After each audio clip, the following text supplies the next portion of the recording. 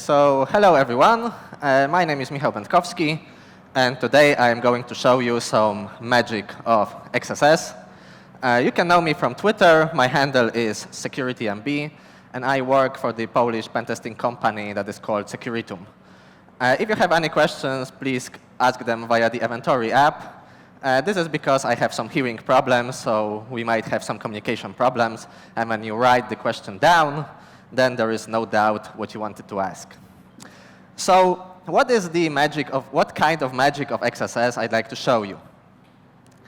Well, basically, when we talk about XSS, about cross-site scripting, we talk about a vulnerability that is typically found in web application. Here you have the definition of XSS from Wikipedia, and you can see that it says here that it is typically found in web applications. And usually, when we speak about XSSs, we mean web apps. However, so this is a typical example of XSS. It is that you have a parameter in URL that accepts some kinds of HTML, and then this HTML is reflected in the response. This is the most typical example of XSS. You are able to inject arbitrary HTML tags, and hence you are able to inject arbitrary JavaScript. It doesn't work always this way, but this is the most simple example. And in today's world, there is a very popular framework that is called Electron, with which you are able to write applications, the desktop applications, using the same technologies that you normally use in web. So for instance, you can write a desktop application using HTML, JavaScript, and CSS. And some time ago, I was analyzing the security of application that is called Hangouts Chat. And this is an application that you can use both as a web application and as a desktop application. So you can download Hangouts Chat and get started right away. So when you use the application as a web application, then it works in the domain chat.google.com. And you can see how it looks like. And then I will try to open the chat desktop application. And on the left, we can see the web application. On the right, we can see the desktop app. And as you can see, there are no many differences between these two apps. Actually, they look exactly the same. And if you have proxy turned on, and you can see what kind of HTTP requests are being generated by the desktop application, then you can see that these are exactly the same requests that the web application generates. So what is the most important difference between these two? The difference is that in case of web application, we have the address bar. And the address bar is actually the only reliable security indicator to tell if we can trust this application or not. We can see if it uses HTTPS, and we can see the name of the domain. We cannot see the same things in the case of the desktop application. So we can trust that the creator of the application made it well, so that you are not able to redirect user to other domain. Because there's no way for you to verify if in the right example you are actually in chat.google.com domain or some other domain. So I have an idea. Because the desktop application doesn't show the address bar, maybe I will be able to redirect the user to a malicious domain, and the user will have no way to notice. He will have no idea that he is on the malicious domain. So I started to test it, and the most simple example was that I can just write down a URL in the chat. So maybe if I click on that link, it will get open in the application Hangouts Chat. However, as you can see, the link got actually open in a browser. This is the Chrome that was run in the background. That would be too easy to work, but sometimes it is worth to check the most easy things, because sometimes they work. OK, however, I noticed one interesting thing, is that if I enter a link to chat.google.com domain, and then I press that link, it is not opened in the external browser. So links within the chat.google.com domain are open in the desktop application. This is quite interesting, and it will be useful later. I also noticed one quite funny thing, is that if I go to the address of chat.google.com /webchannel/events, this is some special kind of URL in that domain. Then when I click it, I go to the page with an error, 400, and there is no way to go back. There is no back button. You cannot go back with any keyboard shortcuts. So you just have to turn off the application and turn it on again, because you are not able to go back to the chat. That was quite funny. OK, so I will open the app again, because I will need it to do some further testing. And I had some idea. There is a web application vulnerability that is called Open Redirect. It is actually very common and very simple. The simplest example is that we have the URL address in which we can pass the parameter with other URL address, and then we are redirected to that other URL. So I had an idea that perhaps the Google Chat application checks if the domain is chat.google.com only in that link.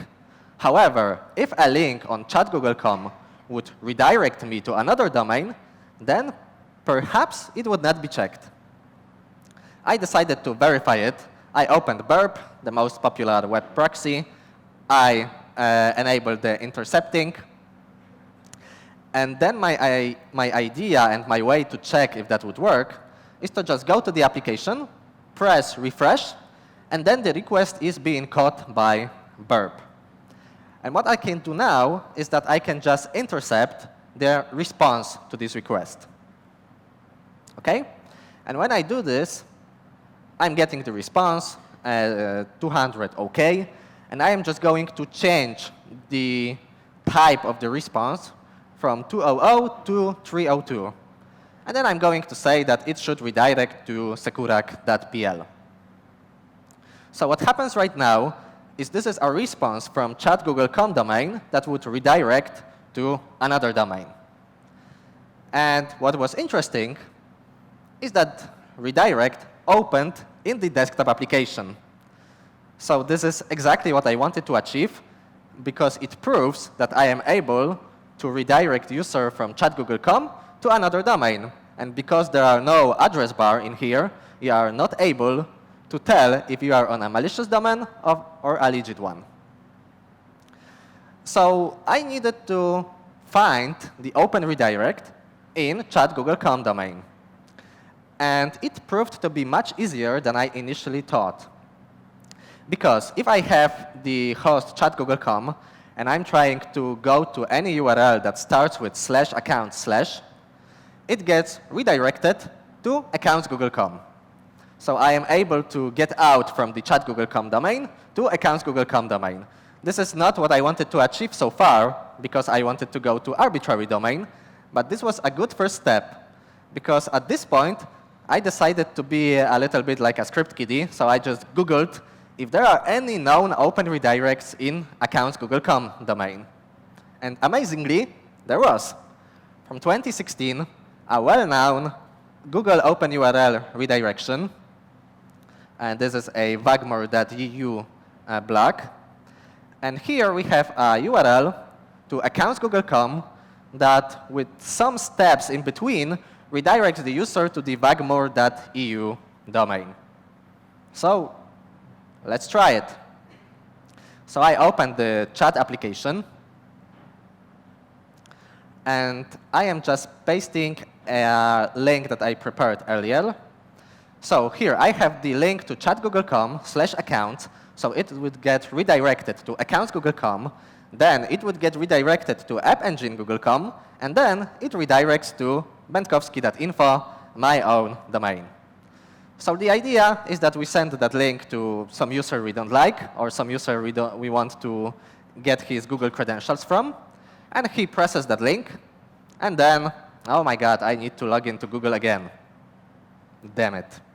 However, this is actually not a real logon page to Google.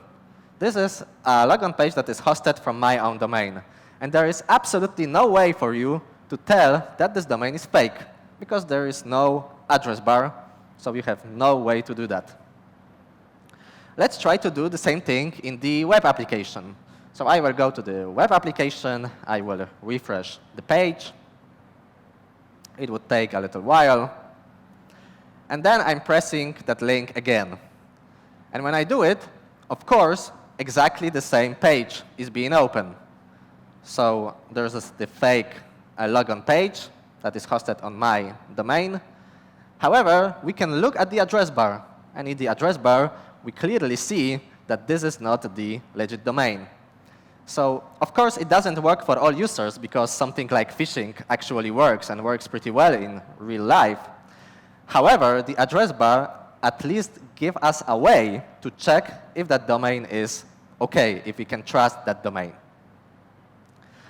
And this was the first bug, actually, in the Google Hangouts Chat application, so that I am able to redirect user to my own domain. I am able to steal his or her credentials. However, if you pay attention, then you might notice that so far I haven't said a single word about XSSs, while the topic of the presentation is magic of XSS. So where is the magic of XSS? So we're going to go to that. The Hangouts Chat application is written in Electron.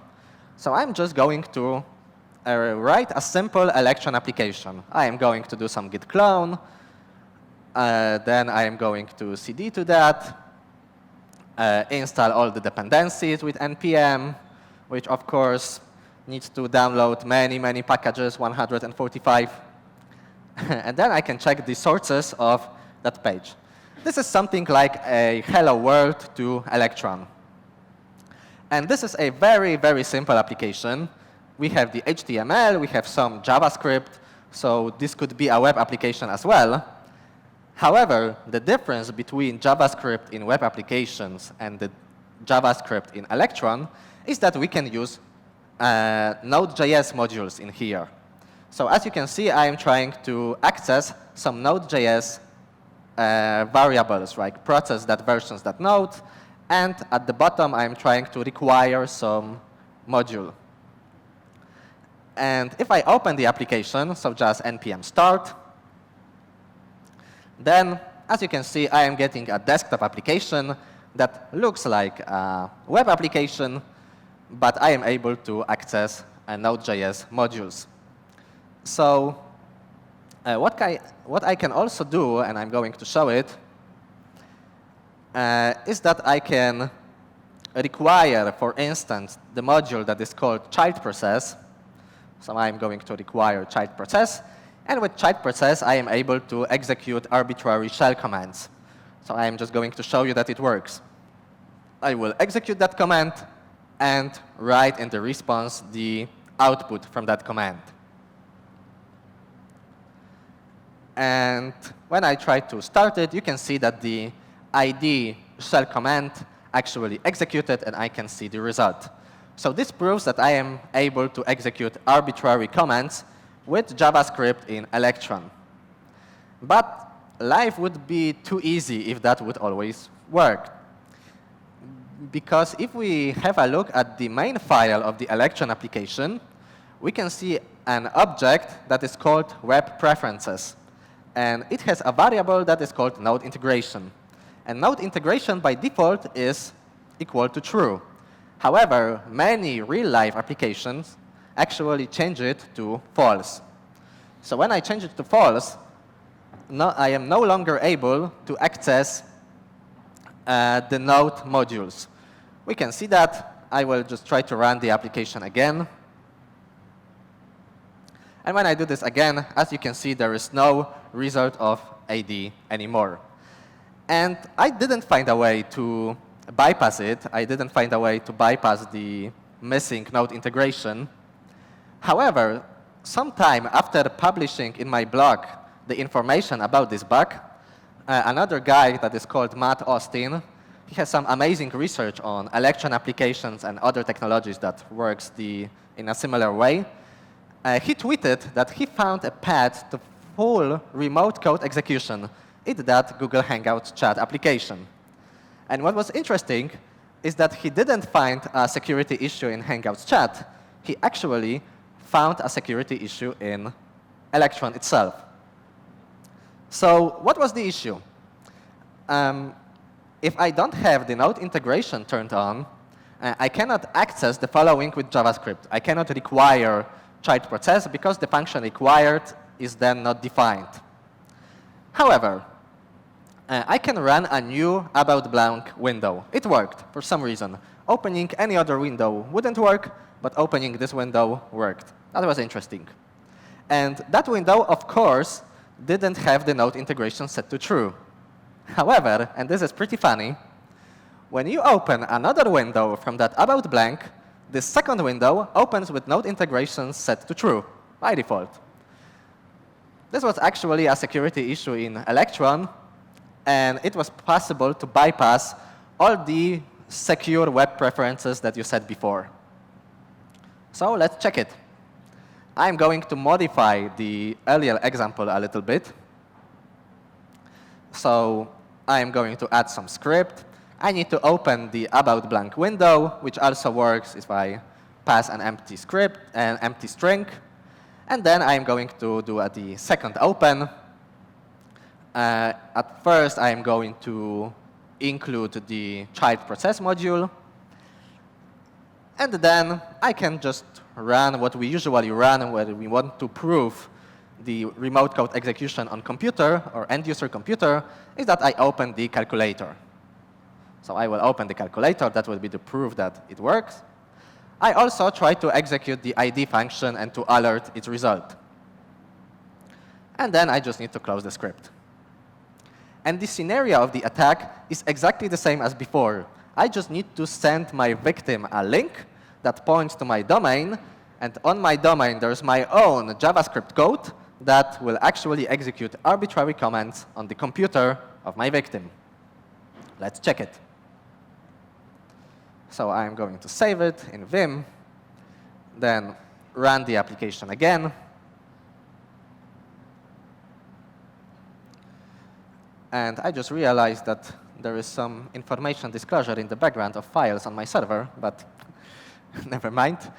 And so we just send the victim the link, and the victim just needs to click that link, and bam, calculator opens, the other command opens. So I am actually able to execute arbitrary commands on end-user computer, abusing the fact that I was able to redirect him or her to my own domain. So as you can see, Electron is pretty popular because it makes it possible to write desktop applications using the same technologies that we use in web. So HTML, JavaScript, and CSS. However, this creates a new attack surface. So because of the missing address bar, we are able to make phishing much more believable. And also, cross-site scripting, in many ways, could be easily transformed to remote code execution.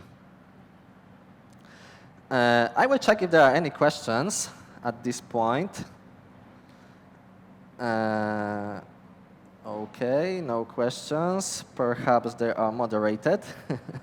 OK, so I will just leave it for a while, because I am pretty quick on time. So I'm just going to show you another interesting security issue that is pretty fresh that I found in Google Chrome Canary. I have shown it yesterday in the community corner, but I have some time, so I can show it again. And this is a security issue that I found in a new HTML element that is called portal. Does anyone know what portal is or heard about the portals? I cannot see, I guess, anyone. OK, so I will going to show you what portal is, and then what you can do with a portal. So give me a second. OK, so basically, I can create a portal that points to some domain, like securitum.pl. And when I open the page,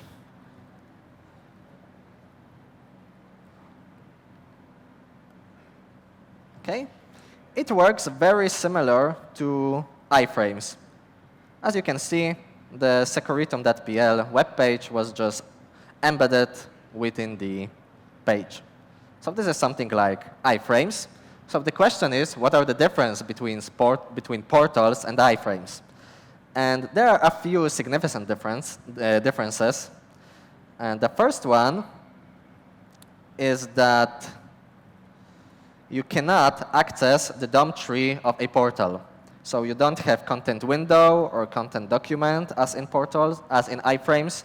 In Portal, you cannot do that. The only way to communicate with the embedded content is to use the post message, so using the asynchronous communication. However, the main feature of Portal is that a portal, oops, some spoiler, that portal you can activate. And when you activate the portal, there's something that is pretty unique that happens that you were not able to do before, is that the portal suddenly becomes the top frame. So it is not re-rendered, it just jumps from being in a portal to being a top frame. And there is an interesting example in the official documentation of portals I'm going to show you, that if I try to open some page in Portal, like securitum.pl, it that opens in the bottom part of the page, and when I click it, you can see that it immediately goes as a top frame. This is the pretty unique feature of portals. Okay, so I had prepared a page that is called Portal Playground. I'm going to show it. Okay. So here I can input some address like securitum.pl, and then the same address is being opened in Portal and an iframe, so that I can see what are the differences. And as you can see, the page didn't open in iframe, but did open in Portal. This happens because Portal ignores the xframe options header. So you can open anything in Portal, whether it has xframe options turned on or off. It doesn't matter.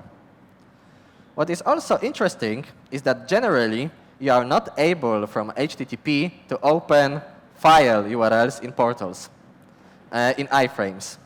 However, it works with portals. As you can see, I am on HTTP address, and I am able to open file. That is pretty interesting. What is even more interesting is that I am able to open the Chrome URLs. So for instance, Chrome version, and it also opens here. Just everything opens here, in fact. And that made me wonder. Let's say that I open accounts Google.com in Portal. So basically, when you open something in Portal and you input some address to Portal, you are just able to do exactly the same things that you are able to do in the address bar. So in the address bar, you can open file, and you can open file in Portal. In the address bar, you can open Chrome. You can open Chrome in portals. So what you can also do in address bar is that you can run arbitrary JavaScript. And then this JavaScript is run in the domain on which I am currently on, so accounts Google.com in this instance. So what would be interesting is to find out if I am able to execute JavaScript code in Portal. So I didn't get anything. The alert didn't fire.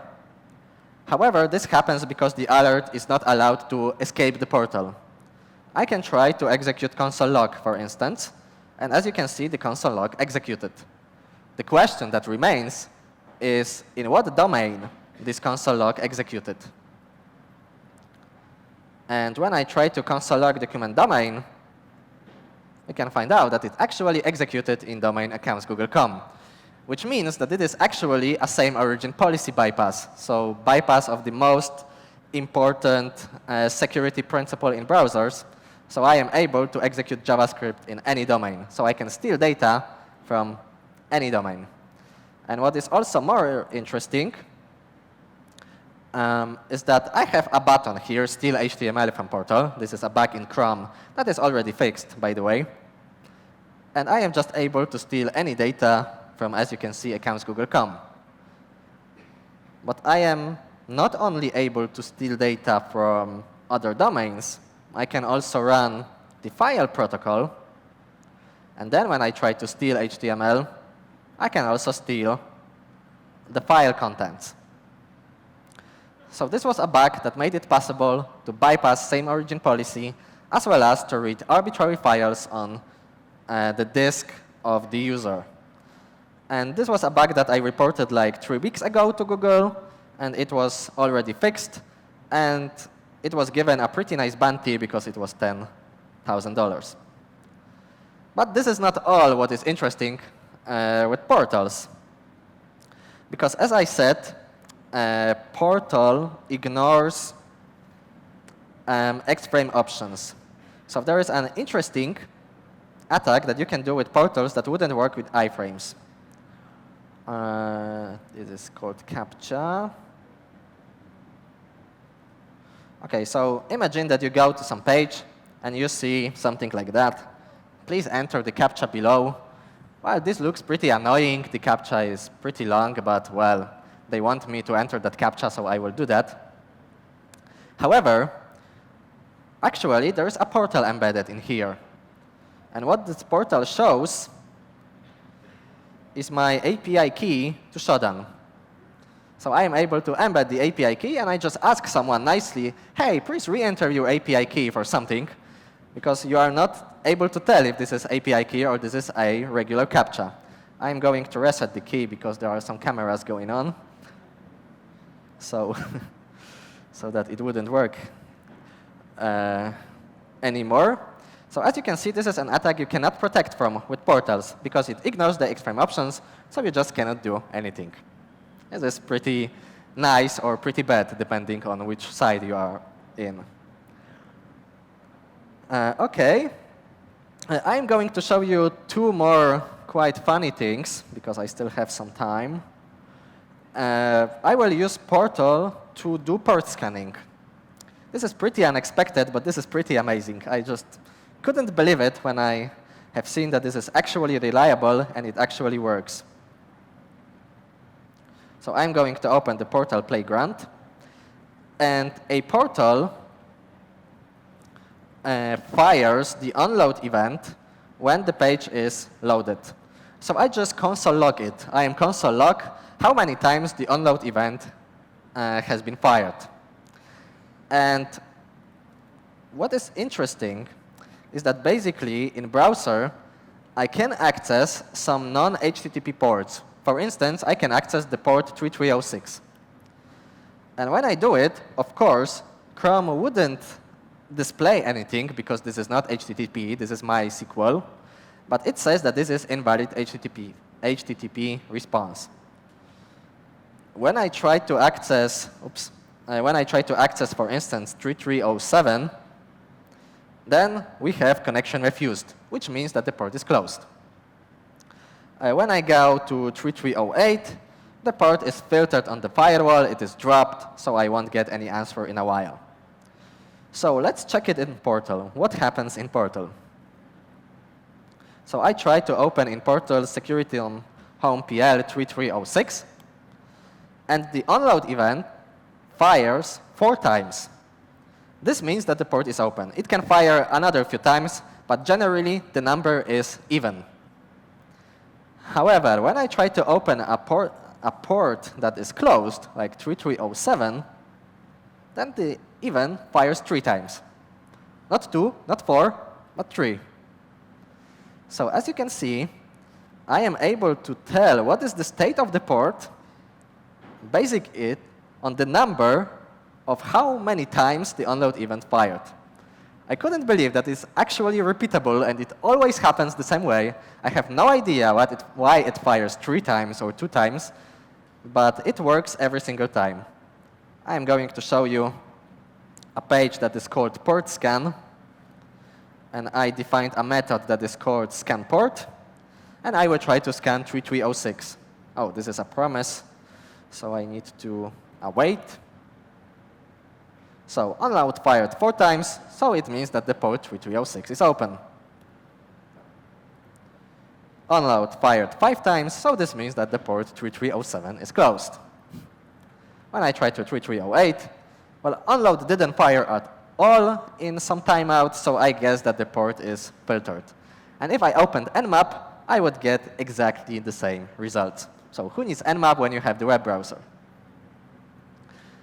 And the last funny thing I'm going to show you is downloading things. I will just close it and make it a little bit smaller. OK.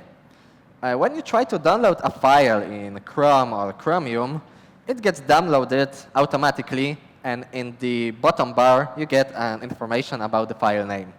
So in this instance, this is test.txt.